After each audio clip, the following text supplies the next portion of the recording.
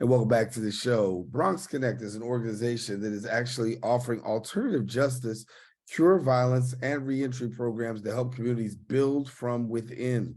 Now, their advocacy work gives members of the community a vehicle that's actually able to voice their concerns as well as gain knowledge, I should say, in the leadership of New York City.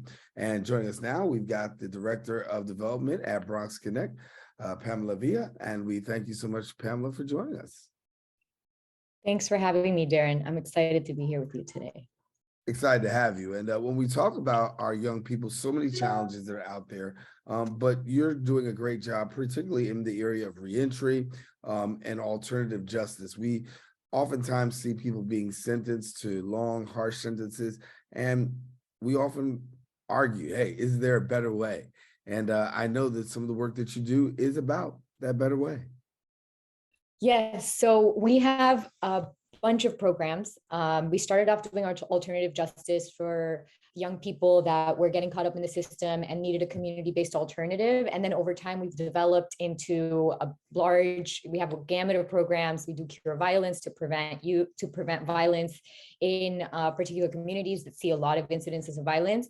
And then most recently, we started also an advocacy and organizing department about 2-3 years ago to actually look at what is it going to change what is it going to take to change some of the laws and practices that are structural, that are really impacting young people. And so how can we start to change the perspective of society so that we're shifting from just punishment and actually looking at what works, right? And what's going to hold people accountable without over punishing Latinx and Black youth, which is currently what is happening, unfortunately.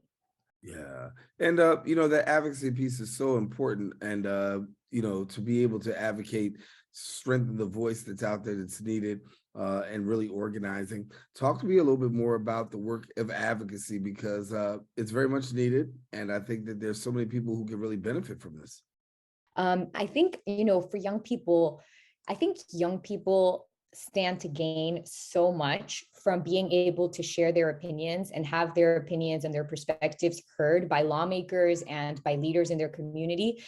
But unfortunately, there isn't that's not super common, right? In the Bronx, we don't see a lot of young people necessarily at the forefront of advocacy or having a voice in their community. And the truth is that young people have a voice, right? And so what BronxConnect is trying to do is say, hey, let's establish a political home for young people to get trained in these basic skills about how do I speak to the media? How do I write an op-ed?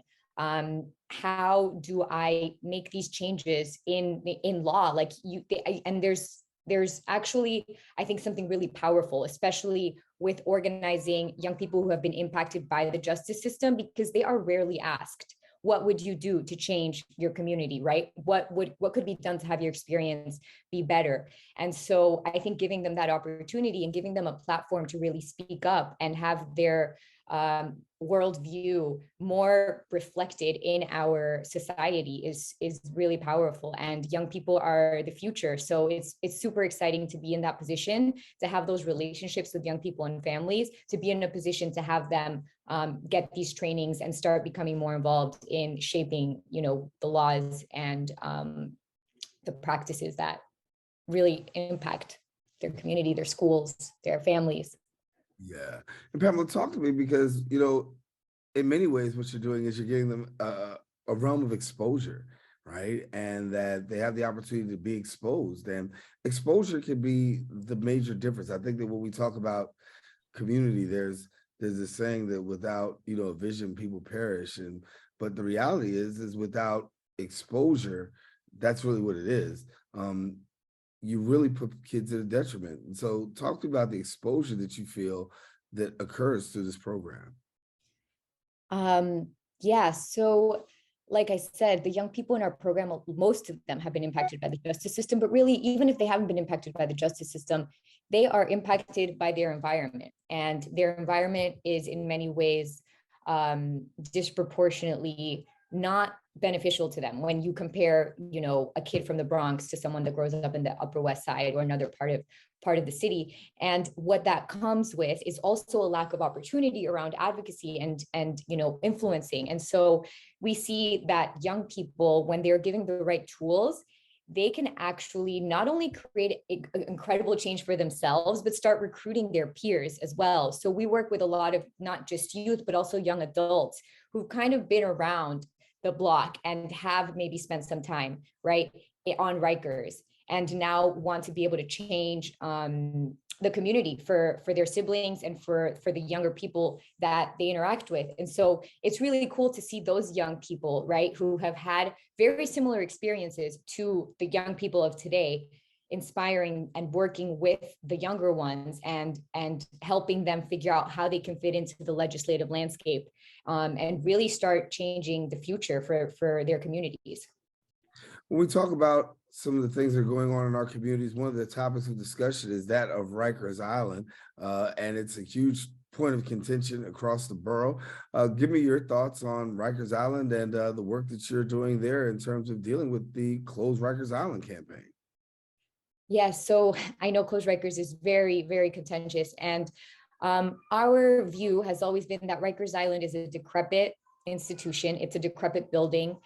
I don't know if you've ever been on Rikers Island, but I have, and it is just deplorable. The conditions, like even the temperature isn't right. And so that kind of environment is not conducive to any positive things, whether that's rehabilitation or, helping people better their lives so that when they come out of Rikers, they don't go back and recommit crimes in their communities. And not only that, but people often forget most people on Rikers are actually waiting for their day in court. They are not even convicted. And so we believe that a community-based model would be better, where people people who are in jail in New York City have better access to lawyers, to social services, and to the support systems that they need, so that when they get out eventually, because they will, and come back to their communities, the entire community will be better off because those connections will have been made while they're inside. And so we really need New York to move in a direction that is more humane, that makes more sense, that's actually a smarter way to spend our taxpayer dollars, where we don't just house people away on this island that's super difficult to get to if you're from the Bronx, that you have to take multiple buses to, and that lawyers don't even want to go to because it's so far away and remote. And it's just kind of a waste of time and a loss of resources for everyone involved. So for that reason, we really hope that we can have Mayor Adams see where, there's so much potential, and there's something amazing that can happen if we just put into action the plans that have already been set forth, because there is a way to get there. We just need to keep moving forward. Yeah. And when we talk about moving forward, obviously that's the plan. We want to move things forward. We want to move out of this place where really, we talk about Rikers Island. I go back to so many people who put their voice and said, listen, if there's a facility that's needed, it can be found in a better place. It's decrepit, it's old. We need to make things better. I look at Rikers Island, I think about, wow, the people who come out of Rikers Island sometimes. And, there's a physical component about being in Rikers Island that I've talked to some people who've been in, who say, listen, when I come back out from there, it feels like I've been, in the ghetto, coming from the ghetto. And I almost feel like there's nowhere left to go, which talks about recidivism, right? How do we deal with the topic of recidivism? What can we do in terms of trying to help those who are coming out of Rikers and other populations to avoid this real pitfall? So one of the things that we are excited about is, as of 2 years ago, I believe we officially became one of the main contractors around providing community-based transitional services. So we start working with folks on Rikers before they even get discharged. And that allows us to start building those ties early. So when they come out, they're ready with Metro cards, but most importantly, with that existing touch point where they know that someone's going to be looking out for them and helping them progress towards getting that job or getting family counseling to reunite with their family, or whatever issue that they're facing. Everyone has issues in their lives. And even it's funny because sometimes I feel like with the justice system, it's so easy to be like, oh well, they made a mistake. Sorry about that. But we make mistakes all the time. Everyone makes mistakes. And so because the Bronx is so over policed and over criminalized, the the justice system really is not a level playing field. And so really for me, it's like the way I see these reintegration programs is like, okay, sure, some people might call them second chance, but the way I see it is like some of these people, that's their first chance really at having that, a support or a mechanism to really start making changes in their lives. So when we talk about making changes, what are some of the things that we can do to help those healthy changes actually occur in the lives of people? Because sometimes we don't know. A lot of times when you have somebody that's coming out of incarceration, there are needs and there are things. But to the average person who's never been in incarceration or dealt with the criminal justice system, they could be oblivious to really knowing. So, what are some of the things that we could need for this smoother transition back to mainstream society? So I think what it really takes is, you know, getting to know the exact challenges and the history that each individual has. And, that's something that can look different for a lot of people, but obviously the common denominators that we often see are mental health support, right? And helping people reconnect with their families.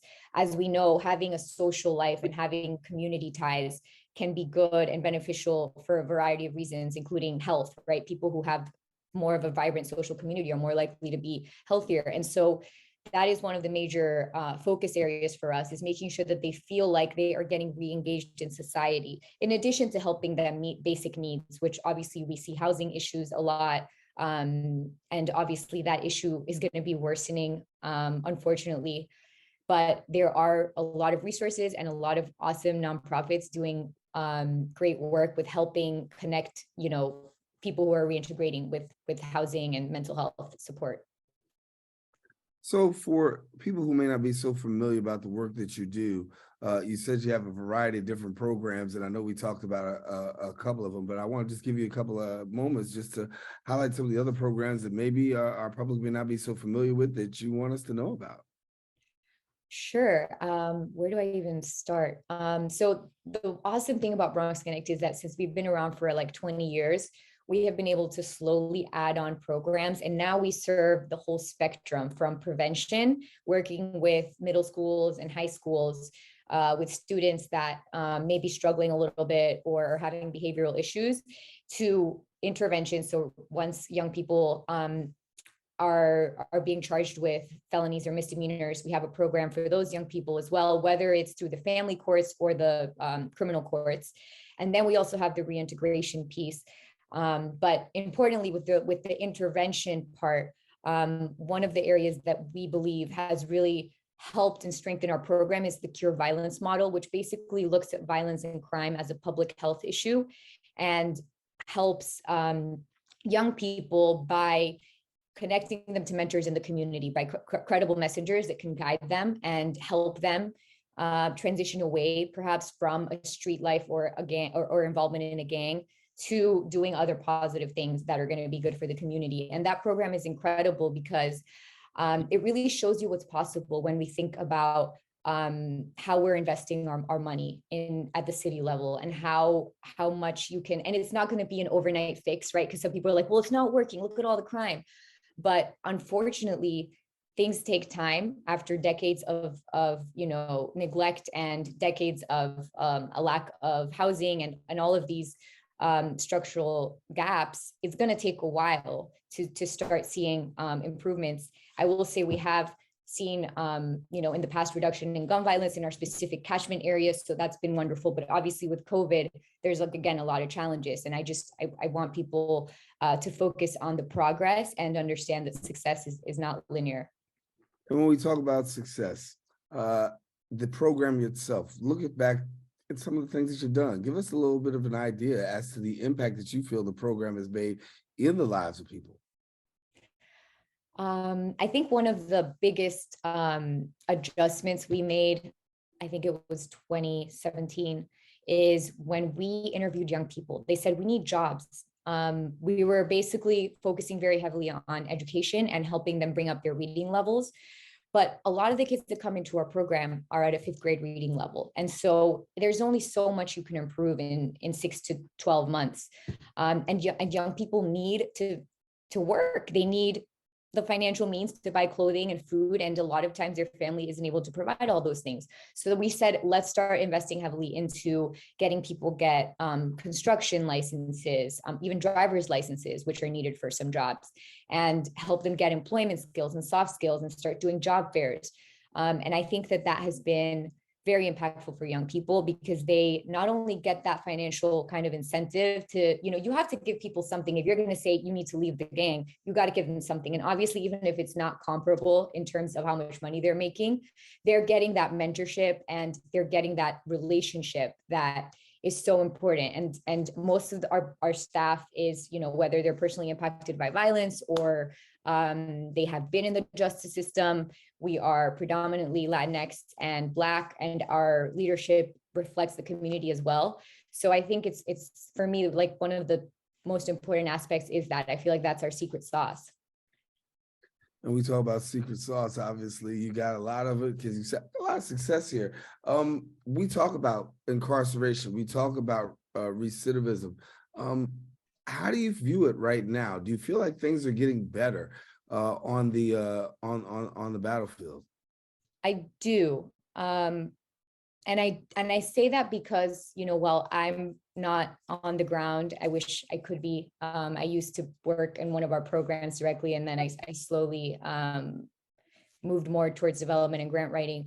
But I think you have to pay attention to the real stories that we hear every day of kids that are making improvements and families that are getting better. Obviously, that's not gonna happen across the board, but I think sometimes it's good to just zoom out and look at the bigger picture and look at the fact that New York City has still managed to decarcerate. And pre-COVID, we were, one of the safest cities. We were doing really well.